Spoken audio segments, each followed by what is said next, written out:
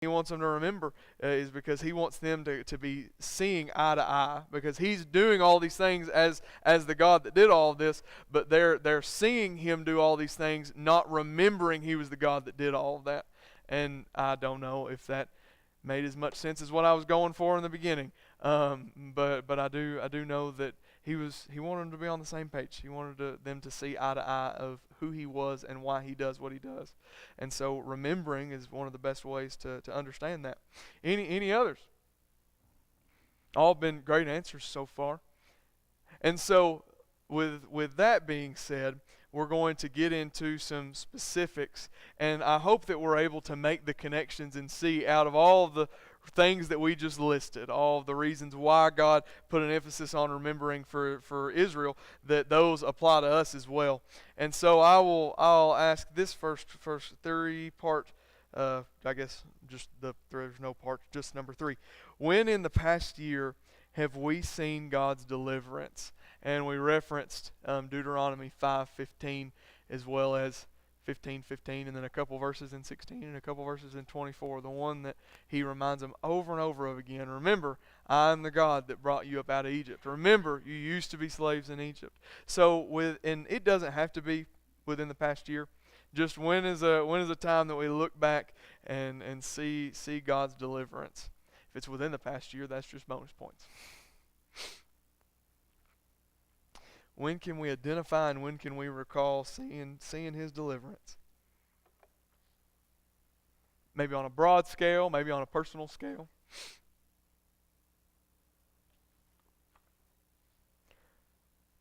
We can see it within the situations where we know that there has been, over the past year, there's been spiritual deliverance.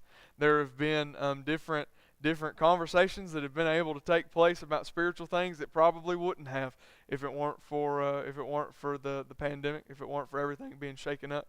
And it's almost like sometimes we need to get us to look up and stop, because we're as we said, forward moving society. Our heads down, we're always moving forward. Maybe it takes something like what 2020 has been to get us to stop for a minute and look up and look around. And when we look up and look around, it makes people realize, oh wow, everything that I know can be brought to an end, and so what that's done for a lot of people is made them think about spiritual things, make them think about salvation or not. And I know that we've had a few different individuals, a few different members and otherwise that have seen spiritually God's deliverance in their own life. If there have been any that we've thought of since the question's been asked, times that we've seen God's deliverance outside of the one we just listed. And it's a hard one, and here's the reason why. Because God God doesn't go back at the end of every day and send you a video of all the times that He swooped in and saved you. You know what I mean? God doesn't go back and say, you remember that time that you forgot your keys? Well, that was actually me preventing you from getting in a horrendous car wreck with an oil tanker. Or you remember that time that this happened, or that happened, or whatever it was. That was me finding a way. God doesn't send us a video at the end of the day showing all the times that He very literally, very physically delivered us. But we have to know, and we have to accept that whether it's one time in our entire life or whether it's 100 times in one day, that it's got to be there. It's got to be present, because otherwise I guess we wouldn't all be here, would we? And so seeing His deliverance physically is probably one of the hardest ones of the list to see, and that is probably why He listed it the most when it came to his people of Israel, His Israelites in Deuteronomy. Yeah.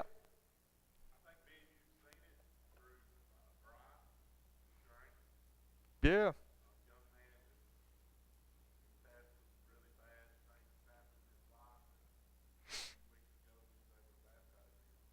Most definitely.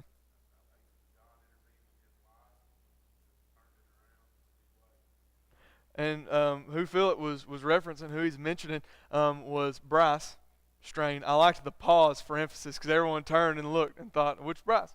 But he's a young man from Peyton's, and he is a guy that I've been blessed to cross paths with, blessed to meet.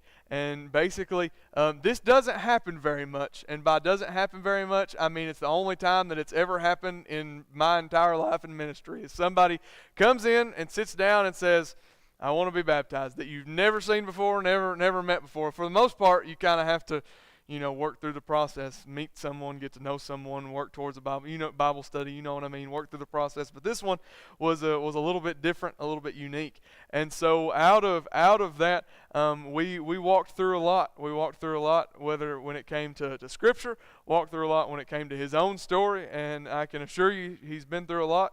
And he did. He accepted God's offer of salvation. He's from Scottsville, and so he and I have actually continued. We're currently, I guess technically right now, in a Bible study online through a thing called Methodist, which is really really cool. And so that's one way that we've definitely been able to see God at work, see God's deliverance in other people, especially kind of the unexpected. You just don't expect to get phone calls like that in today's world, right? But we did, and that was God working. So, any others? Most definitely. Mm-hmm.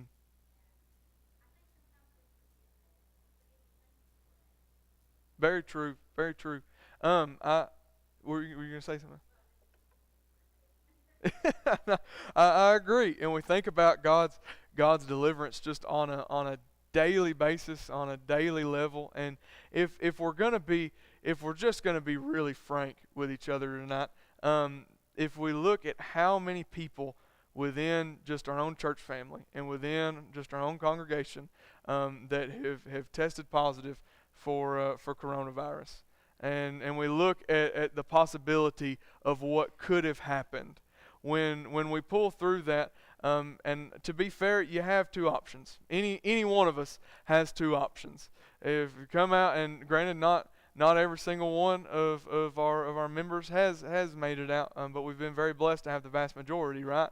Whenever that does come about, I can look back and I can say, well, I just got a mild strain and it's all a hoax anyway, and so proved it to all y'all because I made it out alive. And that's one option. That is one option.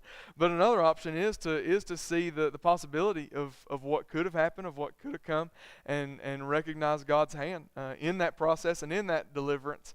And that could be that we contracted a horrible strain and he pulled us through from the beginning, or that by his own deliverance that we contracted a strain that wasn't as as harsh. But either way, seeing God's hand within that, I think that would be one huge way, one super beneficial way to grow throughout all this, because we've had dozens. We've had a big chunk of our number to have as few fatalities as we've had, and I think that's a true blessing.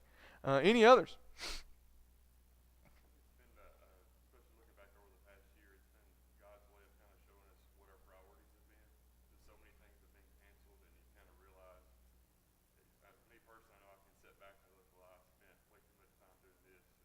Yeah.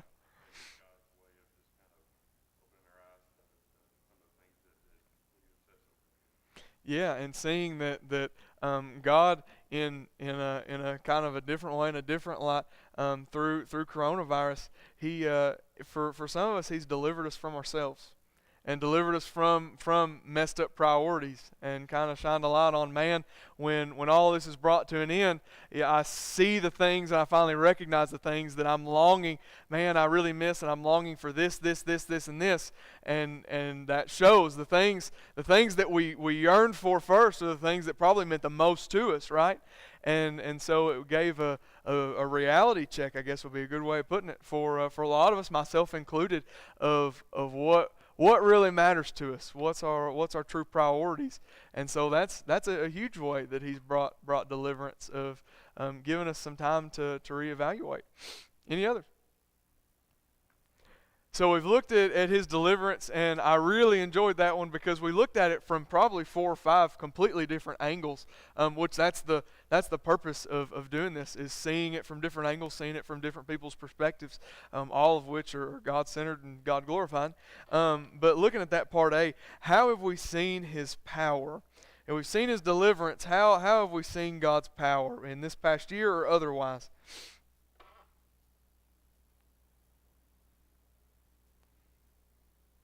With the gap of silence, I'm going to go ahead and take the easy one.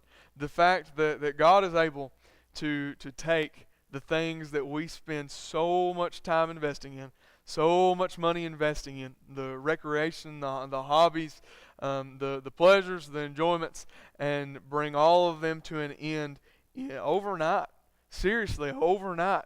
Because I can remember. I remember being in here at the end of the gospel meeting, right? I'm sure that a lot of you do too. It hadn't been that long ago. A lot of us can remember back further. So some of us can't remember, what we had for breakfast this morning. But if you can remember back to when the gospel meeting was, that it was, I remember the end of it, and I remember that things were just flipped on their head. Everything was spun overnight, and so what I see from that, what I can take away from that, is that God is still very much powerful. Whether, now granted, I'm not I'm not in the position to say that coronavirus and all that came with it was or was not God. That's not my place. You can ask Him whenever you get to heaven, if that was directly Him or if that was a product of circumstance and reactions to free will.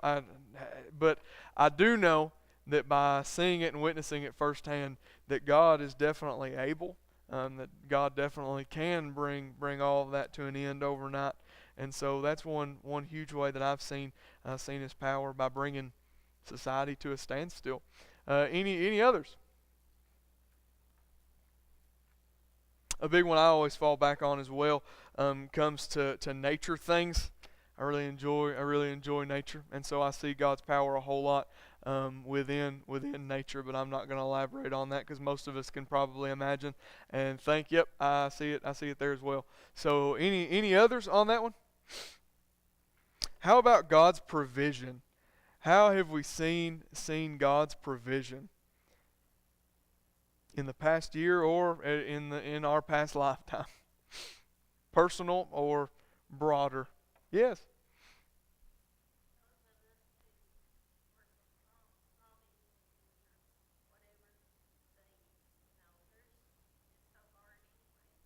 Mm-hmm.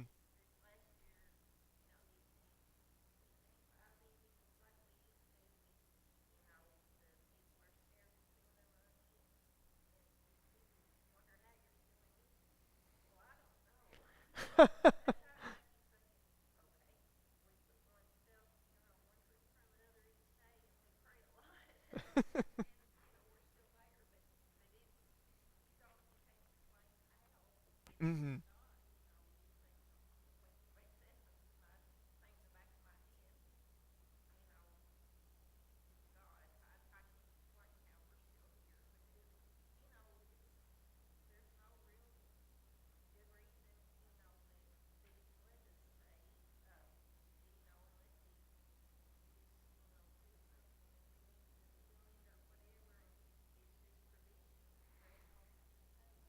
Amen. And so, highlighting that over the past year, there have been a whole lot of stress put on, on small businesses, a whole lot of stress put on the economy in a lot of different ways. And so, a huge way that a lot of us have been able to see firsthand God's provision is within that, and being able to say, my favorite quote from Miss Anita is how the question, "How are you still open?" and saying, I really don't know. I don't have the answer. I can't tell you. And so that's something that a lot of us have been able to experience, and there's some of us that have been blessed enough that it hasn't ever even really been all that much of a thought. Things have continued to move smoothly. I mean, might have to wear a mask at work now or something a little bit different, but for the most part, there are some of us that have seen both sides of it, and so all of which are a blessing, all of which are from Him. Yeah, His provision.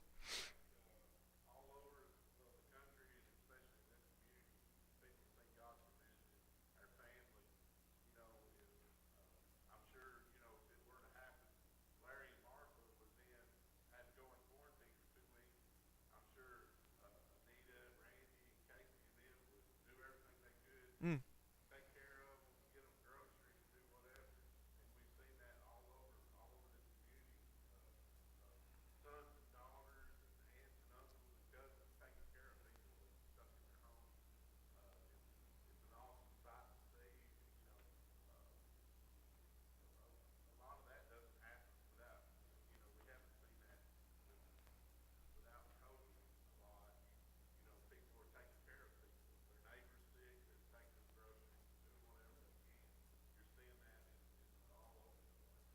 Most definitely. And so God's been able not just to work himself through provision, but also giving us, giving families, giving church members, giving, family members the opportunity to be God's provision and be God's hand when helping each other, helping one another, because when you're quarantined, you're quarantined. I know that I remember my own quarantine experience. It was back, at the very beginning of all of it, and in March, early April, sometime like that. I didn't fully understand how all of it worked, and so I told Sarah, I'm gonna go home because her family had it. We went to stay with them due to her grandfather and that situation, and so I'm gonna go home early and get a head start on my quarantine and get it over with. Well, I went home and I got like 5 days in. Well, then she came home and I learned that my quarantine restarted. So that was fun. That wasn't frustrating in the least. I wish I had read the loopholes before making that drive and decision. But I say all of that to say that within that I can think of a few different people, but I can think of one in specific that probably I wouldn't be surprised if he called me 10 times and said, "Hey, I'm going to the grocery store. You need anything?" And so we just we see that in each other. We see that and seeing the opportunities that God provided through that. God's provision doesn't just come, feels like miraculously through we're still making. It also comes through each other, and we can be God's provision, and we can take a hold of that opportunity. And a lot of people have, and that's a great thing. Any others?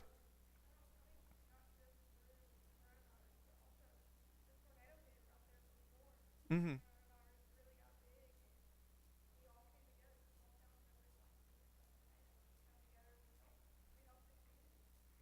Oh, for sure, definitely, and it showed the resilience of a lot of communities. It showed the resilience of a lot of people, a lot of Christians in specific. When even in the midst of coronavirus and everything else, there people were absolutely moving mountains to make an impact and make a difference for people that have been hurt, people that have been struck by the tornadoes in Mount Juliet as well as Cookville, and so that's another huge one.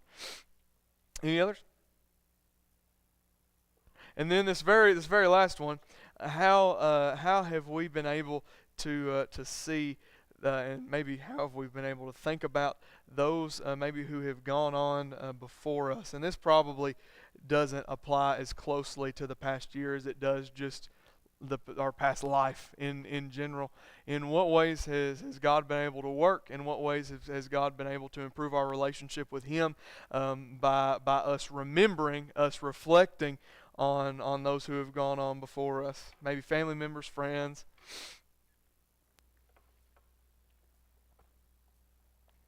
One big one's an appreciation, appreciation of who we still have with us, who we still have among us, appreciation for even life itself. And I know that that's something that we sometimes can take. We don't just take life situations for granted. We also sometimes can take people for granted, right? Until the moment when they are no longer there to call on or to lean on. And so that's one big way that we grow from that. And I noticed that when it comes out, the reason that God referenced it, the reason that Moses referenced it in Deuteronomy is because he knew how highly the people of Israel respected their family lineage, how highly they respected the grandparents and the great grandparents and the great great grandparents and so on and so forth. And so the same kind of concept comes out is in our own lives, is we have such a high respect for these people that we love, these high respect for family members and brothers and sisters and grandparents and so on. But it shows that God can even work through memories of them as well. And I don't want to be the only one to talk about this. Anyone have anything to add to that?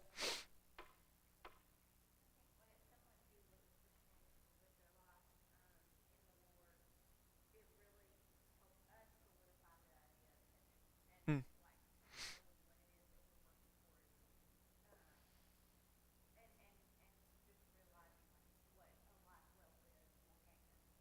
Most definitely, it helps to if it's someone that is a follower of Christ, someone's a Christian, devout. That when they pass away, it helps us to have a solid concept and a solid idea of what heaven is, in knowing that they are there in that place, and kind of helping in our own minds to see what we're truly working for, working toward. And it also can show us what truly matters, when it's all said and done. And that's another huge one. Any others? I'll tell myself that the silence on that question is due to people not wanting to cry, which I understand. I understand that completely. We will look real briefly at question number 4, and if you could, we're going to try this. It worked for me in the office when I went to a bunch of different random chapters in Job. So hopefully it will work for us as well. But if you still have your Bible open in front of you, let's go and let's open to any chapter in Job that you would like. You are more than welcome to choose one, cherry pick one, or if you just want to let the pages fall open where they may, then we can do that as well. So looking at the book, as you're turning to your random chapter, the question I'm going to ask is, from what we know about Job, and maybe something that you were looking at in front of you, what does he teach us about reflection? And the reason that we ask this question with Job is because if we think about it, if we look at throughout every book of the Bible, Job is in the top probably 3 reflective books. I would put it up there with Ecclesiastes and Proverbs, in the fact that Job lived through all of this mess, and then when it was all said and done, and God provided at the end, he's looking back, having to rewrite all this. And so the book of Job is written it's written in real time. It's written in the things that were really said, but it's a book of reflection, him reflecting on everything that he went through. And so from what we know about Job, what we know about his life, maybe even a verse that you see in front of you, or an idea, concept that you see in front of you, what has Job taught us? What has Job taught us about reflection? What does he teach us when it comes to reflection in our own lives?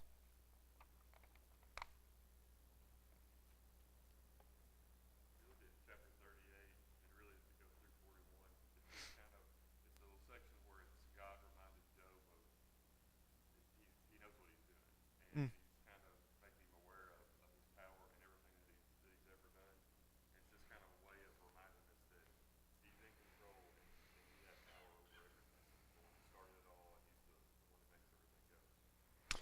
It reminds us, in Job, it reminds us that God's in control, and Kyle referenced chapters 38 through 41 is where God's pretty literally sitting Job down and walking him through that. But what we can see, I guess, in our own lives, in looking at that, is that even if things don't make sense, and even if things look like just this dumpster fire of a wreck, that God still has a hand in it. God still has a place in it, and he still either has every ability to work through this, every ability to make something good come out of this, or he's already in the process of doing that. And so that's one huge thing that Job teaches us, is that God's in control, even if things don't make any sense, or even if I can't explain any of it. Any other thoughts when it comes to Job's life? One thing that I noted and noticed, and this isn't from any specific passage in Job, but it's just from the fact that he writes down everything that he went through. I'm really glad that God's Spirit led him to do that. That God's Spirit inspired him in writing all this, because sharing my reflections can help others' faith grow. And so that I see that within Job. I see all the ways that I'm able to grow, and see what he went through and compare it to what I might be going through in the moment, and how God worked in him, how he can work in my own life. That had Job not written what he did, had Job not shared what he did, then I wouldn't be able to be encouraged in that way in the moment.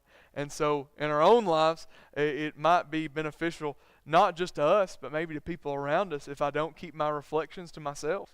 The things the ways I see God working, the takeaways that I have from 2020, the this or that or the other, sharing them with other people in a conversation, in passing, or in real sit down, have a deep talk. Either way can make a huge impact in their faith. So that's one thing that I saw. Any others?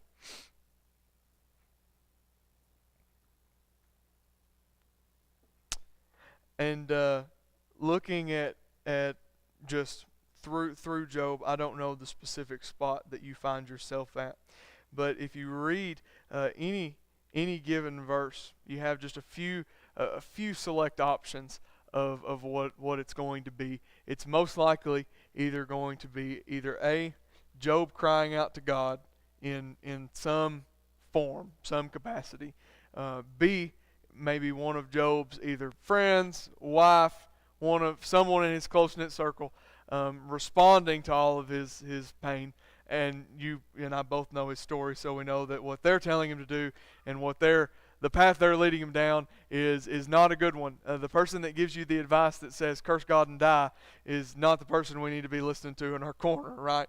So it's either Job crying out to God, one of Job's friends talking to him, then we have Job's response to all of his friends when they tell him things such as curse God and die, or it's God talking back to Job. And that's pretty well is the entirety of the book. But what I want us to notice is that in all of his reflections, in all the things he says, whether it's good, bad, or it is ugly, notice how it's all God centered. Take whatever verse you found, pick your verse, and then scan through and find how it directly connects to God. So, for example, I was in Job chapter 10, and I just started in verse 1 where Job is pleading to God. He says, and he's already gone through this, and he's going back and having to reflect on it as he is sitting.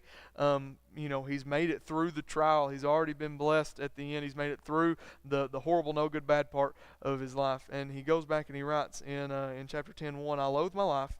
I give free utterance to my complaint. I will speak in the bitterness of my soul, and then I will say to God. And he tells God, he asks God not to condemn him. And so I took one verse, and the very next verse is directly connecting to the fact that he's going through all this. He's in a very, very bitter state, which we can find ourselves in sometimes. And he takes it straight to God. And so that's one example. If you haven't been able to find it, that can be homework for the week, of taking that one verse and seeing how in Job's life and in his story, everything that he says is God-centered. It's either to God or about God or from God.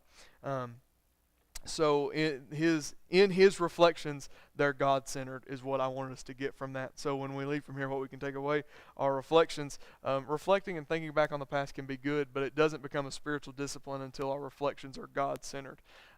So anyway, anything else to add to that? We'll close up with a old number 5. How does reflecting on the past help us as Christians moving forward?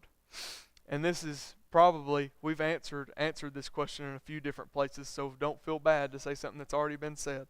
How does reflecting on the past help us as Christians moving forward?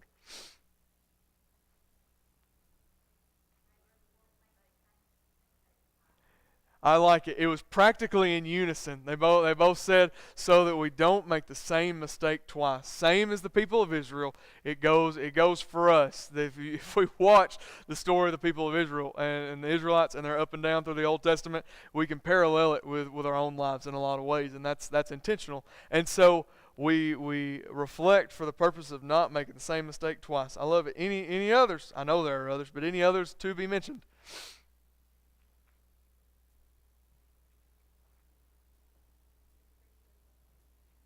To appreciate to appreciate what's coming. So when we look back, it helps us to understand, and it helps to give us perspective.